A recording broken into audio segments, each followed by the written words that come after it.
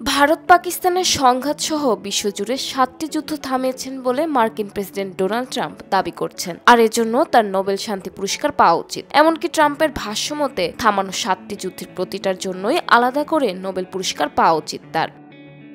শনিবার 20 September American cornerstone ইনস্টিটিউটের founders ডিনারে দেওয়া বক্তব্যে প্রেসিডেন্ট ডোনাল্ড ট্রাম্প বলেন, বিশ্বমঞ্চে এখন আমরা এমন কাজ করে সম্মান অর্জন করছি যা আগে কখনো এমন সম্মান পাওয়া যায়নি। আমরা শান্তি চুক্তি করছি, যুদ্ধ থামাচ্ছি। আমরা ভারত পাকিস্তানের যুদ্ধ থামিয়েছি, থাইল্যান্ড কম্বোডিয়ার যুদ্ধ থামিয়েছি। তিনি আরও বলেন, ভারত আর পাকিস্তানের সংঘাত থামালাম বাণিজ্যের মাধ্যমে। ভারতের সঙ্গে যেমন বলেছিলাম, যদি যুদ্ধ চালাও তবে কোনো বাণিজ্য হবে না, আর মনে রেখো তাদেরও পারমাণবিক অস্ত্র আছে। এরপর তারা থেমে যায়। তবে একবার ভাবুন তো, কতগুলো যুদ্ধ আমরা থামিয়েছি। Bharat Pakistan, Thailand Cambodia, Armenia Azerbaijan, Kosovo Serbia, Israel Iran, মিশর ইথিওপিয়া, রুয়ান্ডা কঙ্গো, সব মিলিয়ে 60% যুদ্ধ থেমেছে বাণিজ্যর কারণে।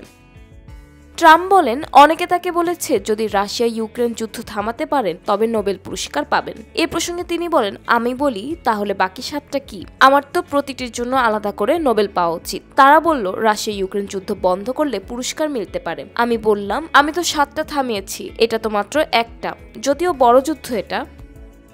রাশিয়া ইউক্রেন প্রসঙ্গে ট্রাম্প বলেন, তিনি ভেবেছিলেন এটি সমাধান করা সবচেয়ে সহজ হবে, কারণ প্রেসিডেন্ট পুতিনের সঙ্গে তার ভালো সম্পর্ক রয়েছে। তবে তিনি হতাশ হয়েছেন, তবুও কোনো না কোনো ভাবে যুদ্ধও শেষ হবে বলে আশা প্রকাশ করেন তিনি।